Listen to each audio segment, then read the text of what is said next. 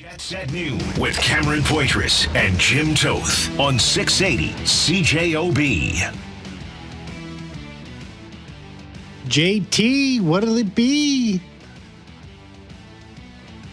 What? Jimmy T, what'd it be? What do you know? What do you say? Greetings. Just trying to be... Salutations. Trying to bring a little bit of extra coolness to this. JT, what it be? It be what it be, yo. Would it be what it is? Because that's what it be. It's a free-for-all. What did Marshawn Lynch... Friday. What did Marshawn Lynch say? I'm just here so I don't get fined. No, he said one time, he says, everybody's going to get got, but I'm going to get mine before I get got, though. Oh, right. Which is... a great I actually think if you really look at it, it's one of the more intelligent things ever said. Yes. If you really give it like more than just like well that just sounds Did you know crazy. when he was in town to make a movie like this winter, I think? Yeah. Last winter. Whenever he was in town, he almost came on the show. Tried to get him. It's kind of like Dustin Bufflin. Remember yesterday's story, Dustin Bufflin, where people say, "Hey, I just ran into so and so. Do you want to get him on your show?" And I said, "Well, we'll go through the agent or be professional. Yeah. Send an agent. Like you just don't." But Bufflin was like the guy that we'd be like, "Yeah, please, just ask him because the agent can't track him down either and stuff." But he was. I know somebody in the film industry here sent me a photo of him, and I'm like, "What is he doing here? He's in a horror movie. He's here for like 3 or 4 days. Do you want to see if I can get him on your show?" And I said, "Sure." And then I checked in 2 days later, and he was like, he's leaving tomorrow. He doesn't want to. Because I was going to go down and pre-tape it. And Skylar Peters was still here, now at Global Calgary, and he's a massive Seahawks fan. And he's like, dude, if you could get an interview. The greatest play in the history of the NFL Can I go was that with you? run of his. That's what they voted it as number one. It was against Arizona. He was just it was against the steamrolling. Saints, I think, wasn't it? Was Yeah. it Saints? You could argue the other greatest play in the NFL was when they didn't run him from the one in the Super Bowl and threw an interception. My dad thought that was the most offensive thing. My dad hated Pete Carroll. So many people hate Pete Carroll. You want to know my dad hated him? Was because of that play. Because he thought it was the worst decision Yeah.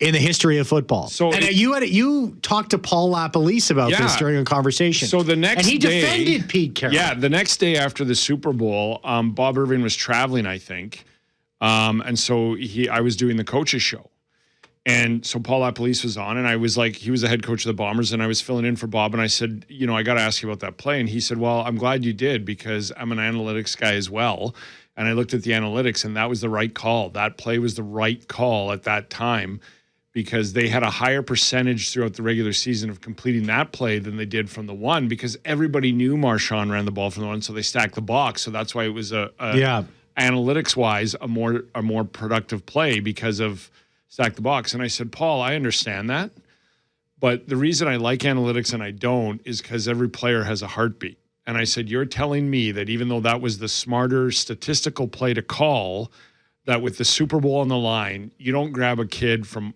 Oakland, California, named Marshawn Lynch, look him in the face mask and go win me a Super Bowl and then run the ball. And he's like, well, basically, statistically, they made the right call, but I get what you're saying. Like, it's different than week 13 and you go, hey, Marshawn, run the ball in from the one and they stack the box. And it's, hey, Marshawn, look at me. It's the Super Bowl. Go win it for me. That's the difference between analytics. Analytics the numbers can never quantify the context of the moment.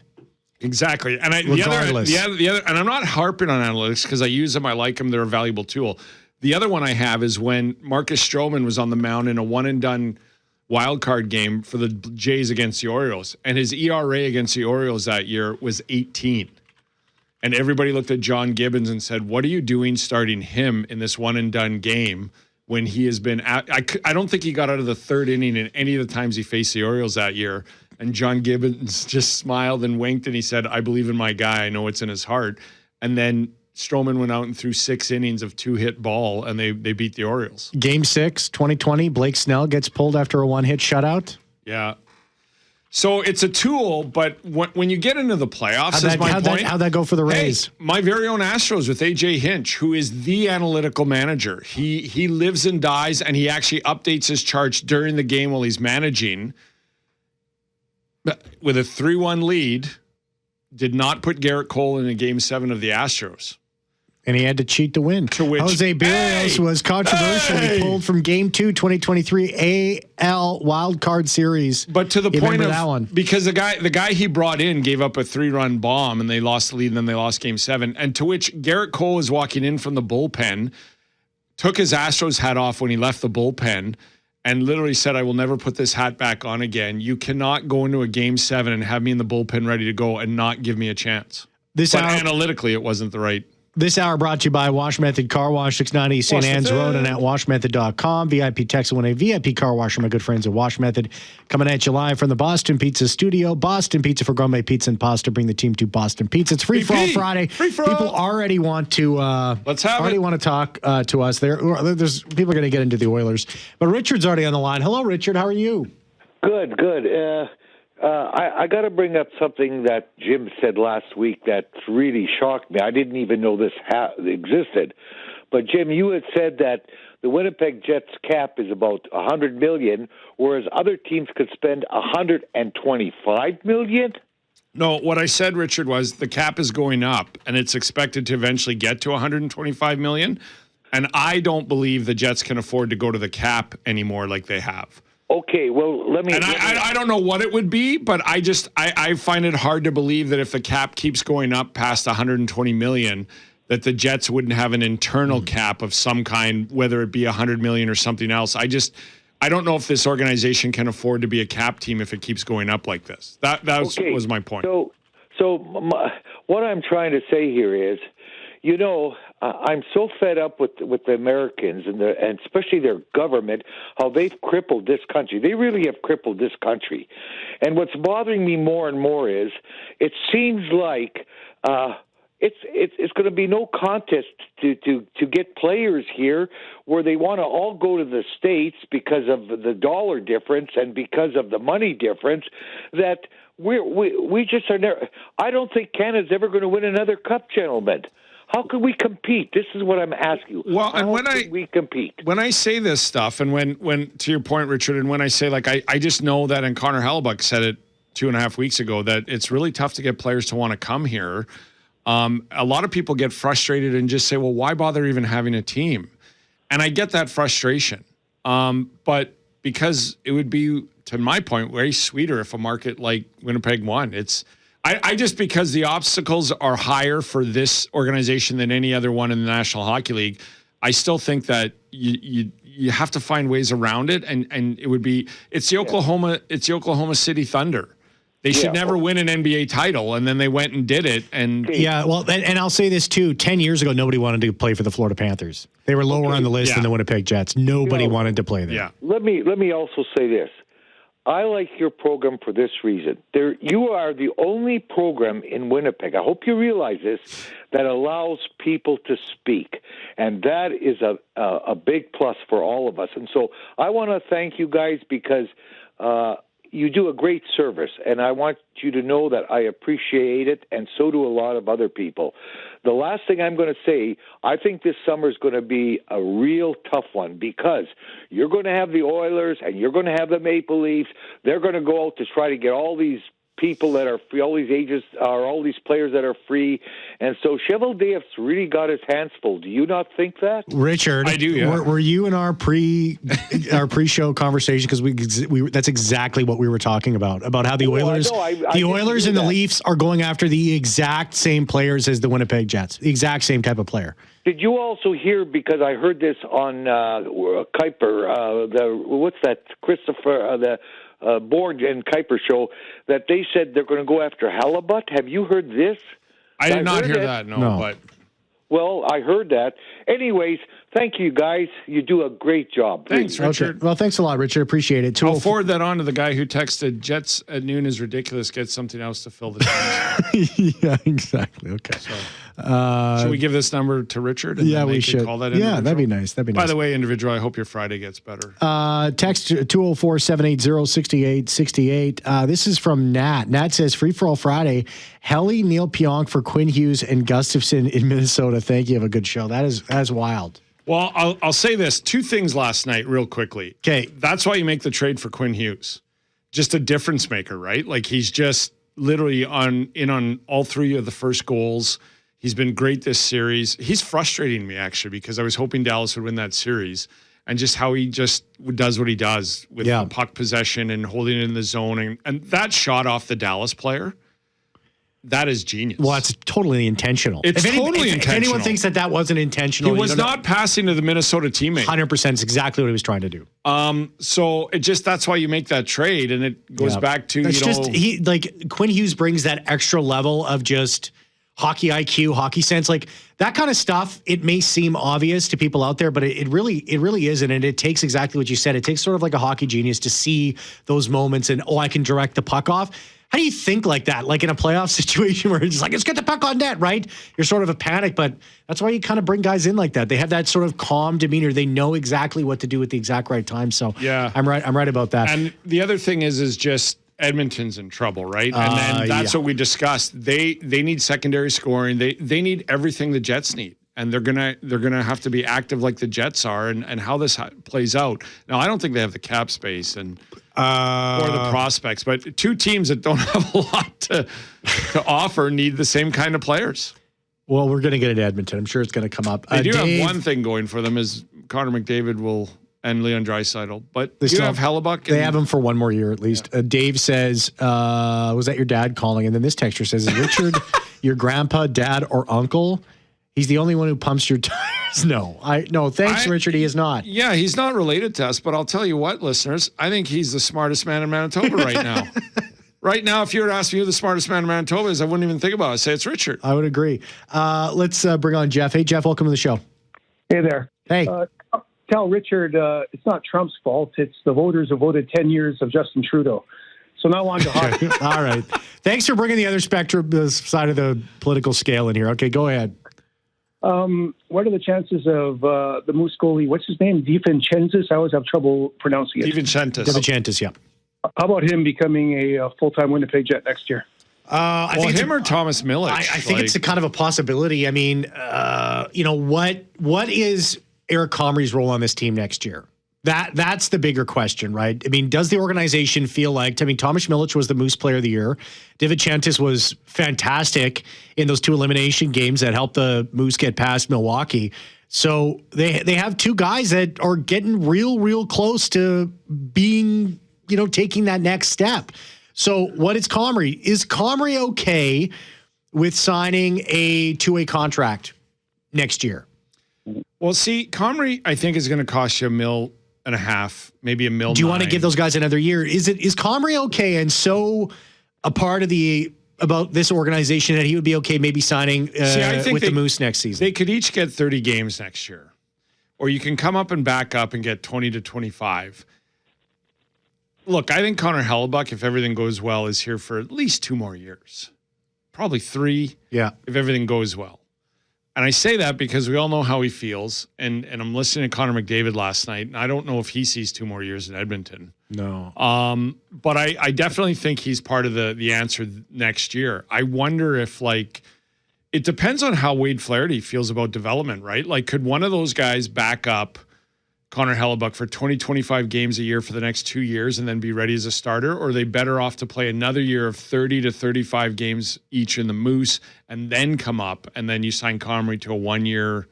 I don't know. I think Milic is ready for a backup role. I don't think he's ready for a starter in the NHL. DiVincentis is actually playing better in the playoffs. Not that Milic is playing bad, but he kind of came in and won a game. So they are deep, right? And they also have is it Finnish goalie? The third one that's in the East Coast League. Yeah. They are pretty deep at goaltending for the future. It's not ready yet, but it's getting close to ready where one of them could definitely back up for 20, 25 games, I think. Thanks for the call, Jeff. Appreciate it. Yeah, 204-780-6868, 204-780-6868. Call the Boston Pizza Jets at noon hotline, open 24/7, 204-780-6800. Brought to you by Boston Pizza, coming for lunch every weekday to Boston Pizza. Get a delicious main side and ice cold drink for only $15, only at BP. Let's take a break. Let's come back on the other side. Can I throw one more thing in? Like when we're talking about who to trade and how to get things. Hold on to it. We'll be right back. We never talk about this. On 680 CJOB. Hey, if you're on the line, don't go anywhere. We'll get to you right after the upcoming 12:30 news. But real quick here, Jim, John Cooper, Dan Muse, or Lindy Ruff? Who do you think's going to be winning the Jack Adams this year? I love John Cooper and think he should have won way more Jack Adams than he has. But I think it's Lindy Ruff's year. That's the biggest turnaround. And not just the turnaround to get them in the playoffs for the first time, but to actually have them win the division and finish first. I think that's a masterful job. Yeah, no, I don't think there's any question that this one is going to... And Dan Muse deserves to be there, too. That's a big... To get the Penguins in the playoffs. Yeah. So I like all three candidates. I do think Cooper's a fan favorite of mine and should have won way more, but it's Lindy Ruff's. He did the biggest turnaround. With you on that one. We'll be right back. Call the Boston Pizza Jets at noon hotline, open 24/7, 204-780-6800. Brought to you by Boston Pizza, coming for lunch every weekday to Boston Pizza. Get a delicious main side and ice cold drink for only $15. Hey, we'll give away that $50 gift card when we come back. Don't go anywhere.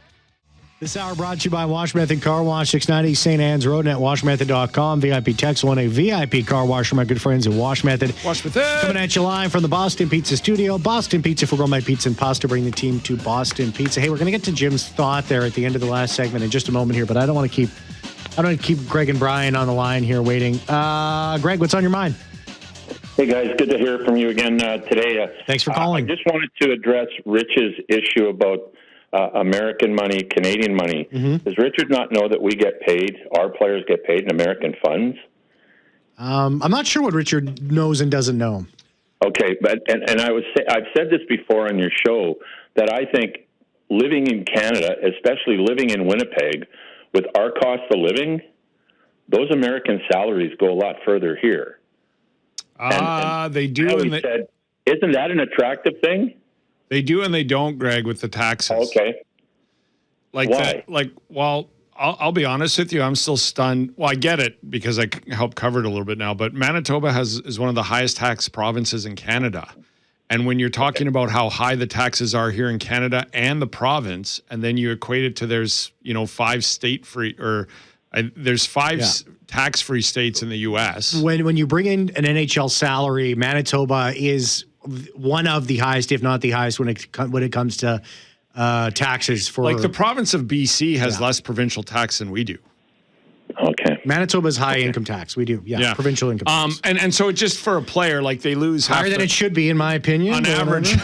On average in Canada, I was asking my opinion. No matter where you play, half your salaries goes to tax. Now the difference is also it's not all that. Like they do get taxed on 41 road games wherever that game is.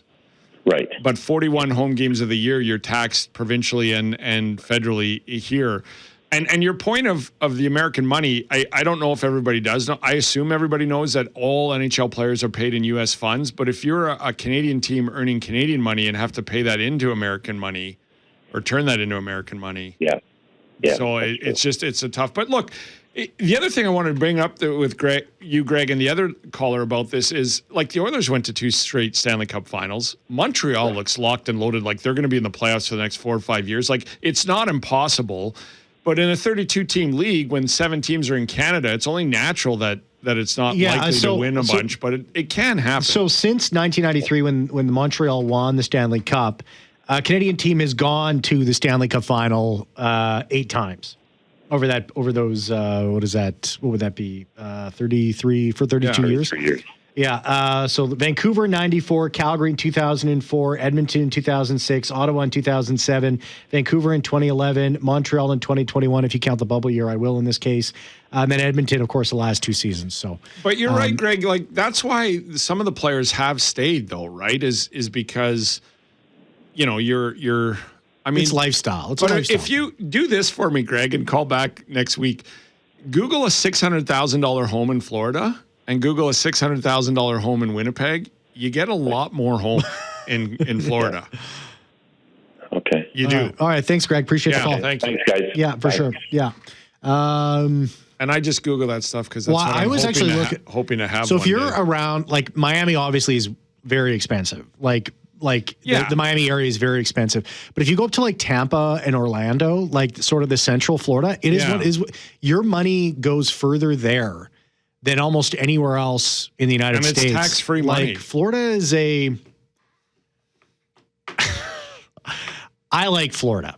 Okay, I'm a Florida guy. I bet you do. I am a Florida guy. Let's bring Brian onto the show. Hey, Brian, welcome to the show. Gentlemen, how we doing on Free For All Friday? Good, doing Brian. fantastic. I'm doing better now that you called.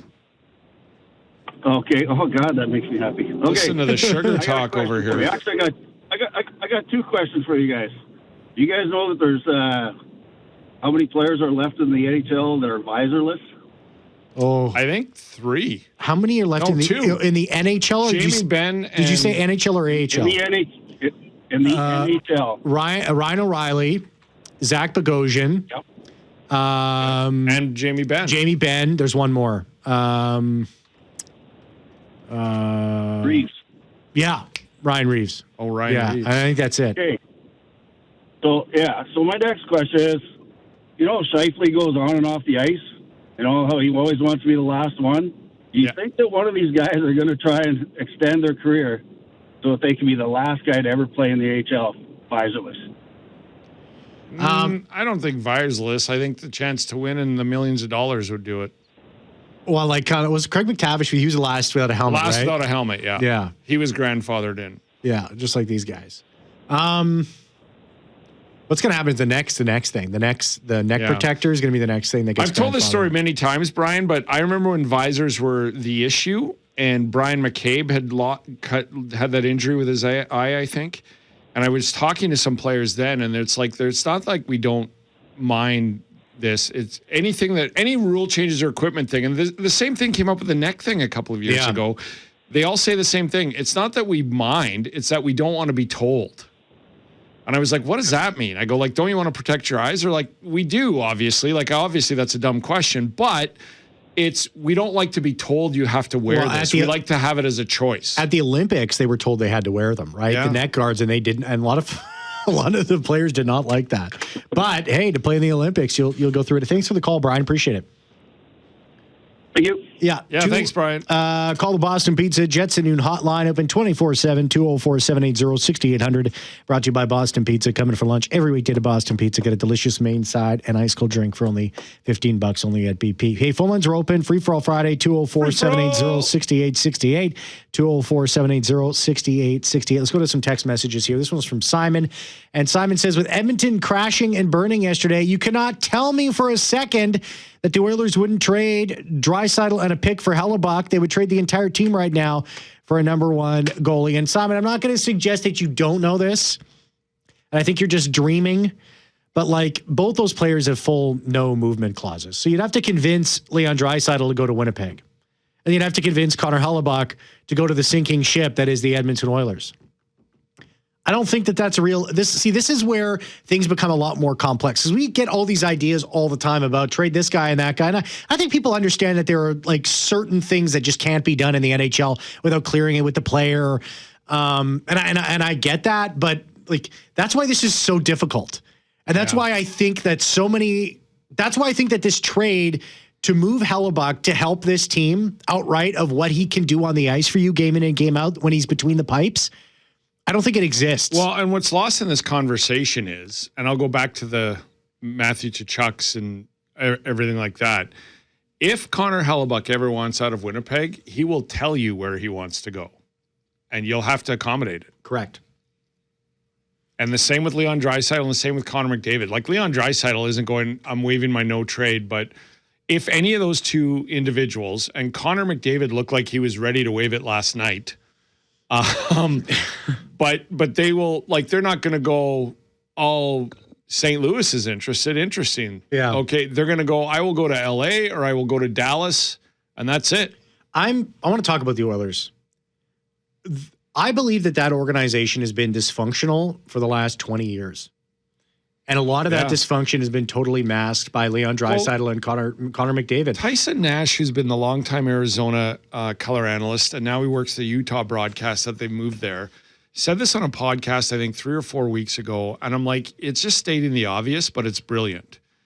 He said it's I'll use my word asinine. He didn't use it, but it's asinine. The Oilers have needed a goaltender for 5 seasons and they haven't gone and gotten one. And he goes, that is the dumbest thing in the history of the NHL. I shouldn't say that, but he was overemphasizing how this needs to be talked about more.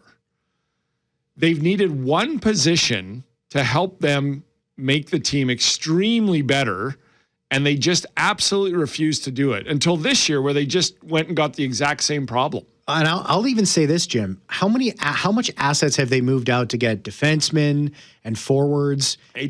Tons of them. And until this year, they finally made a significant... I like the signing of Jack Roslovic this year. He had a ton of points for them for what it was, at $1 million. Now, he didn't score in the playoffs. Paul Colson was a great addition. The trade for Matt Savoy, I think, was brilliant, because that's somebody I think could ride shotgun with Connor McDavid. They've made some moves that have... I mean, one of the biggest deals they've made that I love is Matthias Ekholm out of Nashville, who I think had a full no move and said, okay, with a year left on his contract, I'll go play with McDavid. That'll give me a chance to win, and went there. All brilliant moves. How do you not go get a goalie? I think there's a lot of things that go on behind the scenes in Edmonton. And if you knew what was going on, it would totally explain all the problems that they've had. So I just, and Jay Woodcroft's an assistant coach with Anaheim now, and I'm sure he had a ton of insight on the Oilers and how to beat them and everything else. It's not that I wish them bad. I just... No comment from me. And look, we pontificate about this stuff all the time, and then people on social media always say, well, Toth should be a GM. He thinks he knows everything. I just give my opinion. I cover the game. Thankful to do it, blah, blah, but I still don't know everything. Welcome right? to a radio program. Yeah, I still don't know everything, but I have my opinion on what I think should happen. But then every time I give it, I always think, like, I'm bashing the Oilers here. How do you not go get a goalie? But I still don't know what's going on. But it just, from the outside, like, Tyson Nash is right. In the last 5 seasons, of all the things you've done, you sent a first-round pick for Jason Dickinson to the Chicago Blackhawks. You don't go get a goalie with that first-round pick? Dick texts the show 204-780-6868. Where does Dallas go from here? That's a great question, because I'm watching that wind down with my 14-year-old last night, and I'm like, much like the Oilers, he's an Oiler fan, so he has to sleep in the garage. What? Yeah. I thought he was in the... It's okay. I put an air mattress out there. He'll be fine. He's got a different favorite team every time I hear you talk about what his favorite team is today, right? Yeah. Yeah. But he's a McDavid guy, right? Okay. I mean, find me a kid on the planet that's not a McDavid guy right now. That's 14 and under. But my point to this is, we're watching this, and I guess he's 14, so it's acceptable. We're just, as long as he's not on drugs, you can like whoever you want. But it's interesting, like, even we're watching this wind down, and I'm like, man, where does Dallas go now? And so he called up the roster, right? And we're looking at it, and he's like, they are locked and loaded. And I go, but they can't get over the hump. They just can't. And this is the other thing I want to mention. Mikko Rantanen's a problem. I know how good he is, and I think he's a $12 million player. But when you take dumb, undisciplined penalties that cost your team every single game in the playoffs, his temper gets the better of him. Do you want to know what he did in 6 games? He had 1 goal and 6 assists. He had 7 points. That's what they pay him for. He had 12 minutes in penalties in 6 games. Like, last night, he ran into a guy, got up and cross-checked him in the head and cost him a penalty. And I'm like, your best players have to be better than that. You cannot be costing your team man advantages. And I like Mikko Rantanen as a player. Obviously, he's one of the best in the league. But your temper cannot get the better of you.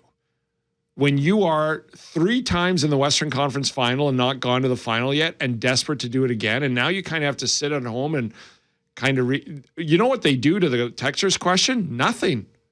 You have a locked-in roster that just can't get it done. I run it back again and hope for the best. Well, you have to. Listen, I was in Calgary when Glenn Gulutzan was the head coach there. I'm not a Glenn Gulutzan guy. And it's nothing personal. I like Glenn. Go ahead. I don't. I think he's a great hockey coach. I don't think he's a great head coach. Fair enough. And I'll just leave it at that. Taylor texts the show and says, And that's actually what he wrote. He wrote, I'd bet a lot of money Comrie is back. He wouldn't get a job on any other team. Jets need to get nasty, acquire some players that other players hate playing against. And this was something you wanted to talk about. Yeah. About the Jets have a pretty deep goaltending sort of pair of tandems here. Well, whenever we're talking about how they're going to acquire, say, a second line center, or, I think they got to sign a winger in free agency somehow, or like Line A or somebody, like figure that out. Mm-hmm. But nobody talks when they talk about prospects in the cupboard about the goalies. And nobody talks about dealing a goalie or the fact that, the cupboards are bare, nobody's developing in the Moose. They are. It's slow because they're not high-end first-round picks. But nobody talks about their goalie prospects, and they have 3 of them. And as far as there's a kid, I think his name is DiPietro in Boston's organization. Mm-hmm. I think that's the number 1 goalie prospect, in my opinion, in the American Hockey League. And he spent time with Boston this year. But I think that's the number. But after that, I think the Jets have 2 of the next top 5 goalie. And I should have maybe looked this up before I'm spouting off. But like this DiPietro kid, for instance, in Providence this year, had a .930 save percentage and a 1.91 goals against average. This kid is like locked and ready for the National Hockey League. But I think the Jets are in there. And when we're talking about dealing prospects, Hellebuck's, say best case scenario, Hellebuck's here 3 more years. You're going to have DeVincentis and Milic all be in their mid-20s, early 20s. But even if they're both ready and dynamic, you can't play them both. Well, that's the thing. Now, I don't know how high another team is on them right now, but they're probably taking notice. If you're talking prospects. Well, is it what's better for this team and its development? Is it to keep Eric Comrie and keep those 2 with the Moose for 1 more year? Because I don't think if you're giving Comrie another contract, it's not more. It's not longer than a year. But my point is just that when everybody talks assets and what they have, no one talks the goalie assets, which are 2 very good ones and another one in the East Coast League. Team Canada will not participate in this next year. I'll tell you what I'm talking about when we return. That Morgan Barron should be the second line centerman. The guy's got the speed. He's got the shooting accuracy. He's already in the system. He's got to stay out of the penalty box. So Lowry goes down to the third. Saves on the forward line and specialty teams. It's obvious what to do with the first line. Velarde and ISL are invaluable, going up and down. And the Mestikov needs to fit in there somewhere. Welcome back to the show, 204-780-6868, 204-780-6868. Thank you so much to that caller. If you are listening, 204-780-6868. Send me an email at cam@cjob.com. And I'll get you signed up. I didn't get the name. I didn't get a name on that call, but you're a VIP caller that called into the Jets hotline. And continuing, more and more people want Morgan Barron to be the second line center. I like everything about Morgan Barron. I just don't know if he can put up 65 points. Which is what they need. This is what they need. Yes. But I like everything about him. Yeah. This has been a free-for-all Friday, man. A lot of the ground covered here. We've hit a lot of it. And I'll leave you with this for the weekend. Don't forget Creed's coming this summer. Yeah. Oh, I can't wait for Creed, man. I got all my buddies. We all got tickets. Are you all going? Oh, yeah. Do you have a Creed shirt?